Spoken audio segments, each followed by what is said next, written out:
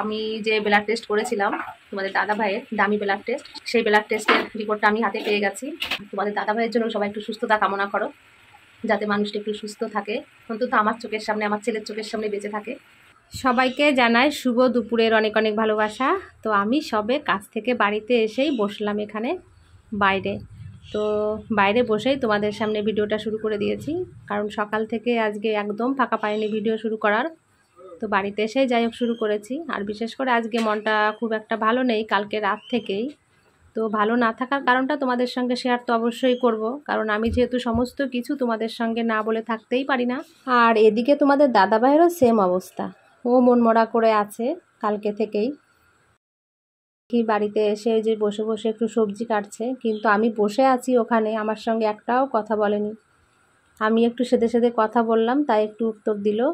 কথা বলতে চাইছে না খুব একটা, বুঝতে পারছি আমি সেটা। তো কি করব বলো, আমিও তো নিরুপায় এখন। আমারও তো খুব কষ্ট হয়, কিন্তু কিছু তো করার নেই। আমি তো আমার জীবন দিয়েও চেষ্টা করছি ওকে একটু সুস্থ রাখার জন্য, একটু ভালো রাখার জন্য। নিজের জীবনের দিকেও তো এক বিন্দু তাকাই না। আমি কিসে ভালো থাকবো সেটাও কখনো দেখি না। শুধু সব সময় ওর চিন্তা করি যাতে ও একটু আমার চোখের সামনে সুস্থ থাকে, ভালো থাকে। কিন্তু জানি না কি অপরাধ করেছি, আমি সত্যিই জানি না। তো আর কি করব, কিছু আর করার নেই। এখন এই যে দেখছি বসে বসে একটু ঘ্যাটকলটা কাটছে, মনে হয় আজকে বাড়ির থেকে সবজিটা রেখেছিল। যাই হোক একটু বসে বসে কেটে দিচ্ছে। তো আমি অন্তত কিছুক্ষণ একটু বিশ্রাম করে নিই, তারপর রান্নাঘরে যাব। তার আগে আর যেতে পারছি না, আমারও তো সকাল থেকে খুব পরিশ্রম হয়। এখন কি করব। এই দেখো বসে বসে একটু সবজি কেটেছে, তো এখন আর এই যে উঠতে পারছে না, এতটা মানে কোমর ব্যথা করছে, মানে পুরো শরীরটাই এখন ব্যথা হচ্ছে। কেন যে এই ব্যথাটা প্রচুর পরিমাণে বেড়েছে কিছুই জানি না। কালকে তো রাত্রেবেলায় কি বলবো তোমাদের, স্যানিটাইজার শরীরে মেখে দিয়েছিলাম আমি। তো সারা রাত তো ঘুমোতেই পারে না, চিৎকার চেঁচামেচি করে। তো এখন তো এই অবস্থায় আছে আর কি। আজকে তো বাড়িতে এসে দেখি মানে কচুরলতি রাখা হয়েছে, প্লাস কাটা হয়েছে। এখন আবারও ঘ্যাটকলটা কাটা হচ্ছে। তো আজকে বাড়ির থেকে এই চিংড়ি মাছ রাখা হয়েছে। তো এই চিংড়ি মাছটা দিয়ে আজকে লতি রান্না করব, কচুরলতি। চিংড়ি মাছ দিয়ে কচুরলতি রান্না করলে বেশ সুন্দর লাগে খেতে। তো এই কারণে আজকে রাখলাম এই চিংড়ি মাছটা। এখন এই বসে বসে চিংড়িটা ছাড়াচ্ছি। তোমাদের দাদাভাই এদিকে ঘ্যাটকলটা কাটছে আর আমি মাছটা কাটছি। চিংড়ি মাছগুলো খুব বড় বড় আছে। কত করে দাম নিল চিংড়ি মাছগুলো? 25 টাকা শোয়া। তাও তো কম দামই নিল, এত বড় বড় চিংড়ি 25 টাকা শোয়া।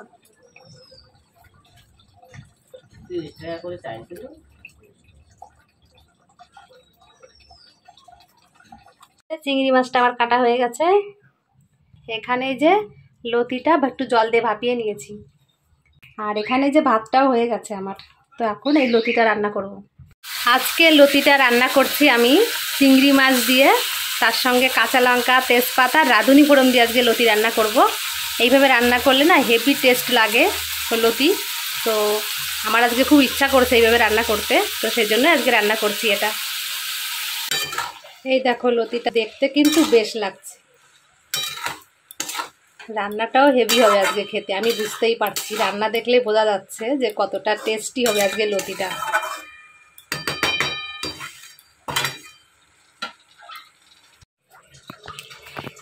দেখি আজকের লতিটার অবস্থা। ওয়াও, কি দারুণ দেখতে লাগছে লতিটা, কিন্তু আজকে রান্নাটা ব্যাপক হবে। তো তোমাদের তো বললাম এই লতি না এইভাবে রান্না করলে হেভি টেস্ট হয়। তো দেখো কি সুন্দর দেখাচ্ছে। আর চিংড়ি মাছ দিয়ে তো লতি কোনো কথাই নেই। এই দেখো লতিগুলো সুন্দর গলেও গেছে, একদম একদম মিহি হয়ে গেছে, অথচ গোটা গোটা আছে। এইভাবে গোটা গোটা থাকবে, আর একটুখানি মানে জলটা টানলে ব্যাস নামিয়ে দেবো। এই দেখো আমার লতিটা আজকে হয়ে গেছে রান্না করা। আর এখন করব ঘ্যাটকল বাটা। তো এই আমরা তো চিংড়ি মাছের মাথা ফেলে দিই, তো আজকে এই চিংড়ি মাছের মাথাটা দিয়ে ঘ্যাটকল রান্না করব। তো দেখো আমি কিভাবে রান্না করি। এই ঘ্যাটকলটা একটু সিদ্ধ বসিয়েছি, জলে একটু ভাপিয়ে নেব।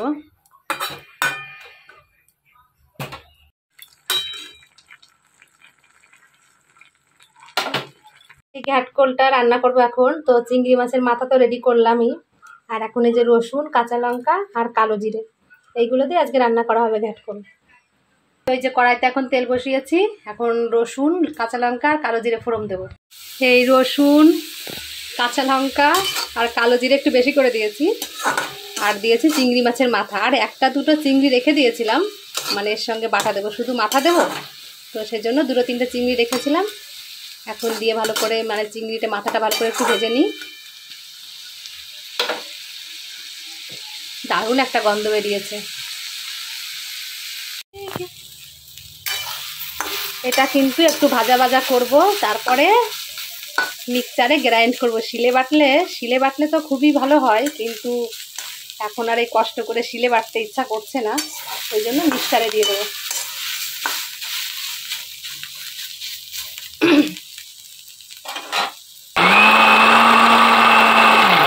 এই যে দেখো আমার ঘ্যাটকল বাটা রেডি হয়ে গেছে। তো খুব সুন্দর একটা গন্ধ বেরাচ্ছে। খেতে কেমন হবে তোমাদের দাদাভাই বলবে সেটা। বাহ, তুমি ঘ্যাটকল বাটা খেয়েছো? ভালো হয়েছে মা খেতে? সুন্দর হয়েছে তো। আচ্ছা,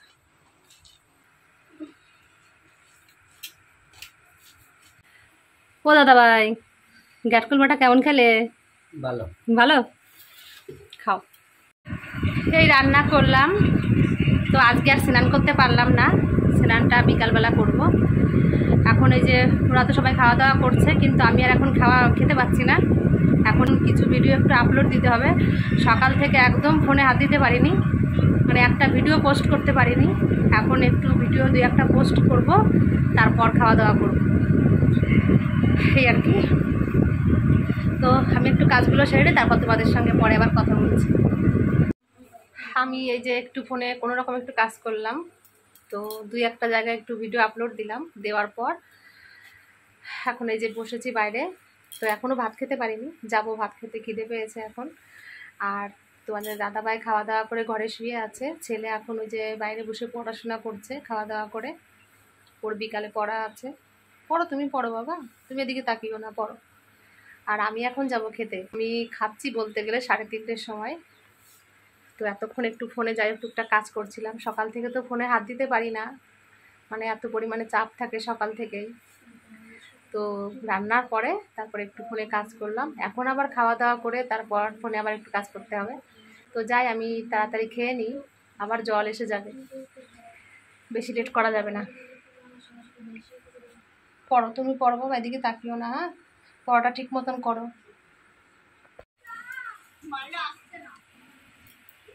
এখন এই যে খাওয়া দাওয়া করে উঠলাম। তো আজকে রান্না যা করেছি না, সত্যি অসাধারণ খেতে হয়েছে। ঘ্যাটকল বাটাটাও খুব সুন্দর হয়েছে, চিংড়ি মাছের মাথা দিয়ে করেছিলাম। তো মাথা তো আমরা সবাই ফেলে দিই, তো এইভাবে সবাই রান্না করে দেখবে, খুব টেস্টি হয়। অবশ্য মাথার চোখ, তারপর সুরগুলো, মানে যেগুলো আছে, মানে সুর বলে না কি বলে জানি না, যাই হোক, ওইটা পুরো ফেলে দিয়ে পরিষ্কার করে ধুয়ে রান্না করলে ব্যাপক লাগে খেতে। আর লতিটা রান্না করেছি আজকে, সত্যি খুব ভালো খেয়েছি। আমি তো এমনিতে লতি খুব ভালো খাই, তো দুটো রান্নাই করেছি আজকে, সুন্দর লেগেছে খেতে। আর একটা কথা তোমাদের বলবো, যেটা হলো জরুরি কথা। সারাদিন তো যাক হাসি আনন্দের মধ্যে থেকেছি। সকালে খুব কষ্ট হচ্ছিল আজকে, কাজ থেকে যখন বাড়িতে এসেছি না, ভীষণ কান্না পাচ্ছিল সারা পথ। আজকে বলতে গেলে কাজ থেকে যখন বাড়িতে আসি, মানে চোখটা ছলছল করছে, আমার এত কষ্ট লাগছিল। বাড়িতে এসে যাই হোক মানে দাদাভাইয়ের সামনে একটু আনন্দ করেই কাটাই যতদূর পারি। কিন্তু এখন মানে দাদাভাই ঘুমোচ্ছে, ওই জন্য তোমাদের সামনে বলছি। তো আমি যে ব্লাড টেস্ট করেছিলাম তোমাদের দাদা ভাইয়ের, দামি ব্লাড টেস্ট, সেই ব্লাড টেস্টের রিপোর্টটা আমি হাতে পেয়ে গেছি। তো ওটা নিয়ে কালকে যাব ডাক্তারের কাছে, কল্যাণী এমসে। তো রিপোর্টের কথা কি বলবো, যেটুকু আমি তো অত বুঝি না, জানি না, যেটুকু দেখেছি ভালো নেই রিপোর্ট। তো কালকে যাই কল্যাণী এমসে ডাক্তার দেখাতে, কি অপেক্ষা করে আছে জানি না আমি, তো দেখা যাক। তো সেটা নিয়ে সকাল থেকে তো কাজে যেয়ে মনটা খারাপ লাগছিল।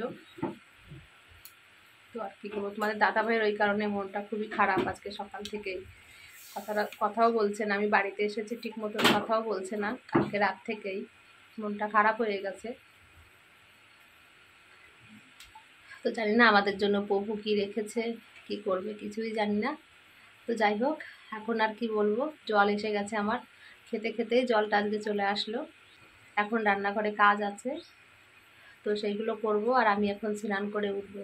তো আমার ভিডিওটা আমি এখানেই শেষ করছি। তোমরা সবাই খুব ভালো থেকো, আর আমাকে অন্তত তোমরা একটু সাবস্ক্রাইব করে দিয়ে আমার পাশে থেকো, তোমাদের কাছে সবসময় বলি।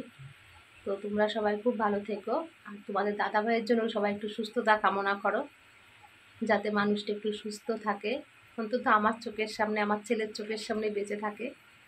তোমরা সবাই এটাই প্রার্থনা করো।